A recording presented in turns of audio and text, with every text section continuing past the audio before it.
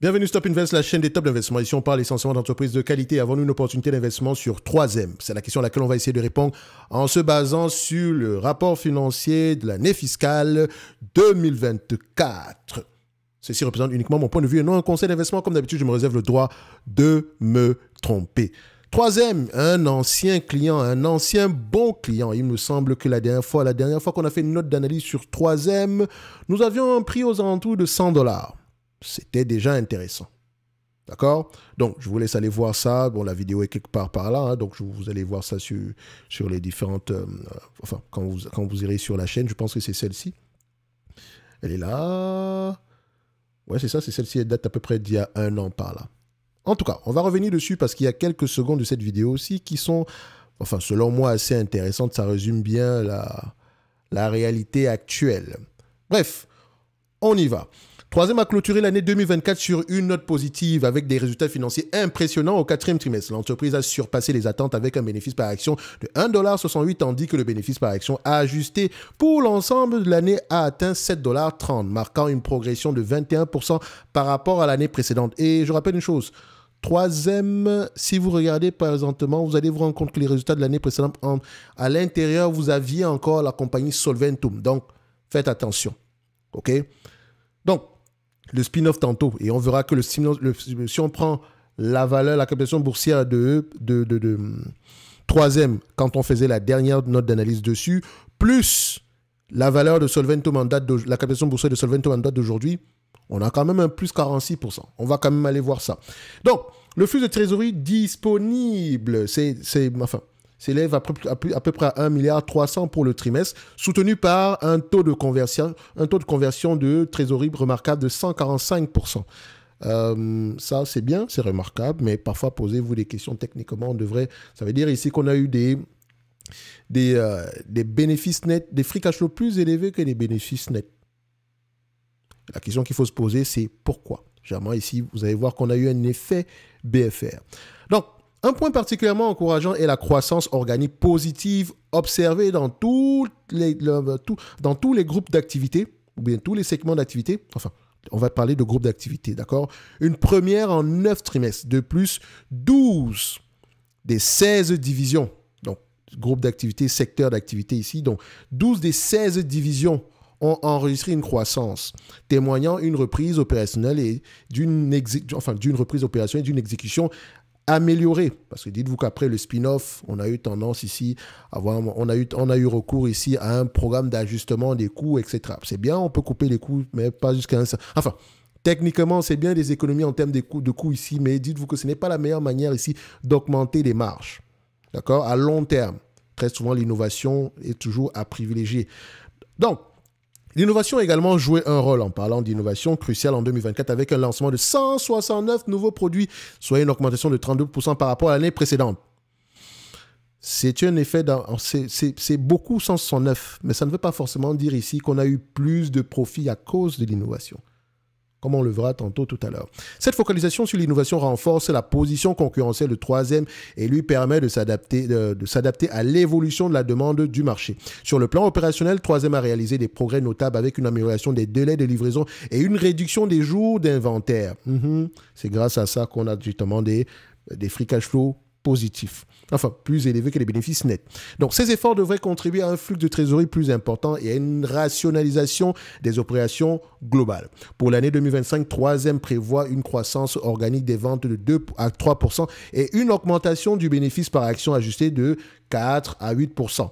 Ces prévisions reflètent la confiance de l'entreprise dans sa capacité à capitaliser sur son efficacité opérationnelle et à naviguer efficacement dans un contexte macroéconomique complexe. Malgré ces avancées, certains aspects méritent une attention particulière comme dans toute chose. Premièrement, vous avez les performances au niveau des livraisons. Donc, les performances en matière de livraison dans le segment safety et industriel restent en deçà des attentes. Excusez-moi, les aléas du direct. Donc, on doit également mentionner ici l'environnement macroéconomique. Donc, la reprise de la pollution industrielle et des dépenses de consommation varie selon les régions, notamment aux États-Unis et en Europe. Il y a une certaine disparité. Troisième point ici, l'impact des devises. Donc, le renforcement du dollar américain devrait avoir un effet défavorable d'environ 0,4 $ par action, selon les prévisions, pour l'année 2025.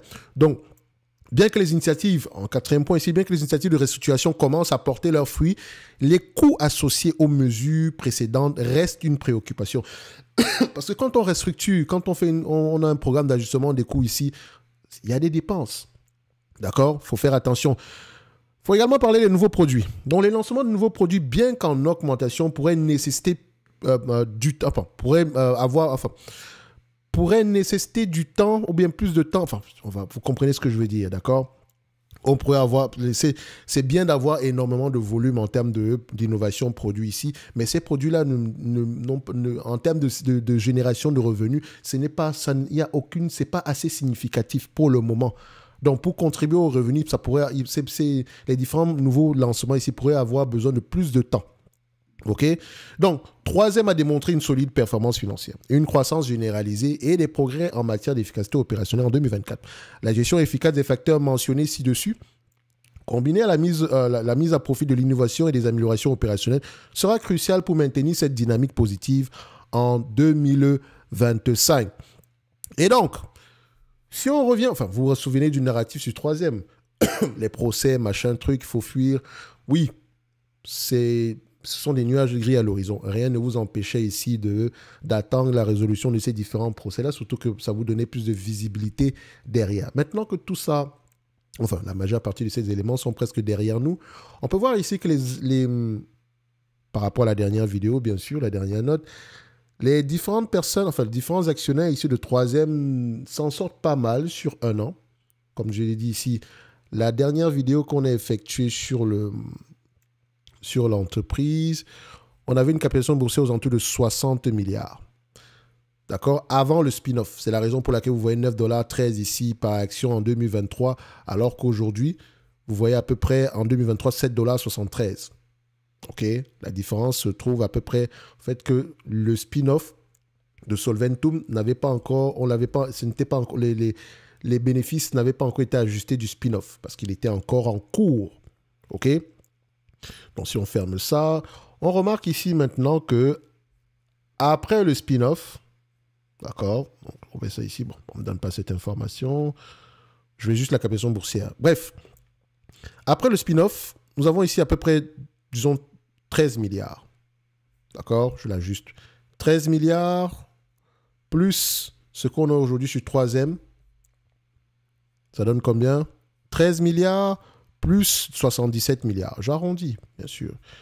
13 plus 77, ça nous donne combien? 90 milliards. Quand on faisait la vidéo sur troisième la dernière fois, ce qui était déjà pas mal, enfin, je restais optimiste sur troisième à cette période-là. OK? On avait à peu près une capitalisation boursière aux alentours de 60 milliards. J'exclus le dividende, etc. Hein. OK? Ça vous donnait à peu près une performance globale de 50%, dividende exclu. Global, si vous aviez gardé Solventum et troisième en date d'aujourd'hui. Donc, sur un an, disons même sur 24 mois, exagérons, donc 1,5, ce n'est pas mal. OK? Et qu'est-ce qu'on mentionnait ici sur les dernières secondes? Je vous laisse écouter. Enfin, je vous laisserai à peu près écouter cette vidéo-là, surtout les dernières minutes ici. Donc, comme je dis toujours, quand il y a des nuages gris à l'horizon, on s'assoit, on lit les rapports financiers. Si on a des craintes, si on n'y comprend rien du tout, on passe à autre chose. On n'achète pas une compagnie parce qu'elle verse un dividende ou je ne sais pas quoi. Néanmoins, sur troisième, il faut mentionner quelque chose. Tout ce que j'ai mentionné précédemment, c'est très bien. Ici, nous avons des bénéfices nets ajustés qui devraient ressembler au free cash flow. Mais quand on prend en considération les free cash flow, il faut vous dire ici que si vous êtes sur phase grave, vous aurez tendance ici à penser que ces free cash flow-là sont moins élevés. D'accord? Parce que ici, généralement, on pourrait avoir des effets BFR les mois à venir. Donc, il faut aller vérifier quelles sont les attentes du marché à cette période-là. Grosso modo, on va rester aux alentours des 7,50 $, sinon 8 $ en montant, en termes de bénéfices nets ajustés. Les free cash flow peuvent être impactés ici positivement ou négativement par le BFR. Vous avez vu ici que ça n'a pas encore été ajusté, mais les free cash flow de 2024 sont plus élevés que les bénéfices nets. En tout cas, du point de vue... attention, il ne faut pas que je mentionne un truc qui n'est pas qui s'avère être faux. Donc, je laissez-moi aller voir ça ici rapidement parce que j'ai le document devant moi. Troisième. On va chercher, enfin, généralement le free cash flow, on ne vous donne pas l'information, il faut le reconstruire. Où est-ce qu'il est ici, free cash flow? Enfin, si, voilà, vous voyez qu'on a on a un léger ajustement par rapport à l'année précédente ici. Ça semble énormément, ça semble être énorme, mais il y a des ajustements à faire entre parenthèses. OK? Donc, ce qu'on peut dire, c'est que quand on fait à peu près un bénéfice net ajusté, etc., on se retrouve à peu près à... On a un prix de combien? Le 145% ici, c'est par rapport à ces différents éléments. Donc, c'est reconstruit à peu près à ces niveaux. C'est à ces niveaux-là qu'on sort à peu près le taux de conversion. Et généralement, ici, vous pouvez voir en mesure 7, voilà l'explication qu'on vous donne du taux de conversion ici. D'accord? De toute façon, vous avez toutes les informations dans les rapports financiers. Comme je dis toujours, personne n'aime lire... Enfin, ils ne sont pas nombreux à lire les rapports financiers. C'est la raison pour laquelle votre avantage se trouve à l'intérieur. OK? Ne cédez pas généralement au pessimisme ambiant. C'est facile aujourd'hui de dire, ah, troisième, ça fonctionne plutôt bien. Mais pour le moment, on n'est pas encore revenu au plus haut qu'on a connu précédemment. Et encore, la question qu'on devrait se poser, c'est est-ce que l'entreprise valait vraiment ce prix-là? Donc, faites attention.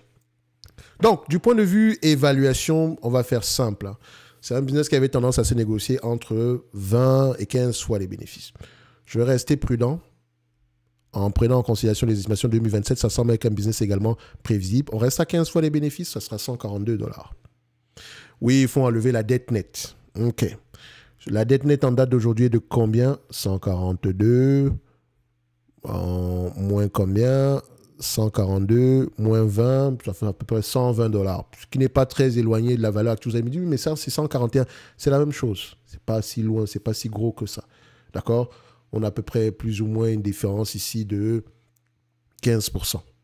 Donc pour moi, c'est pour ça que je dis que l'entreprise est correctement évaluée. Maintenant, c'est une revalorisation au niveau des multiples et qu'on va se balader aux alentours de 20 $, pourquoi pas? OK?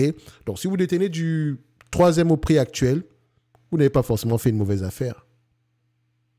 OK? En tout cas, ce n'est que mon avis et non un conseil d'investissement. Comme d'habitude, je me réserve le droit de me tromper.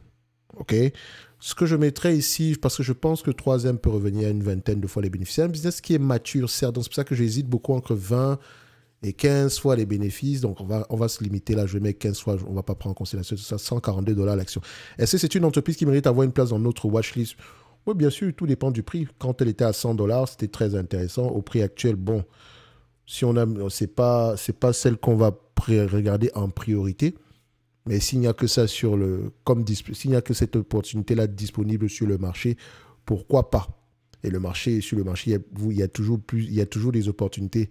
À vous maintenant de savoir, de pouvoir les identifier quand elles se présentent, parce que ces opportunités-là ne se présentent jamais gratuitement. Enfin, maintenant, c'est 147 $.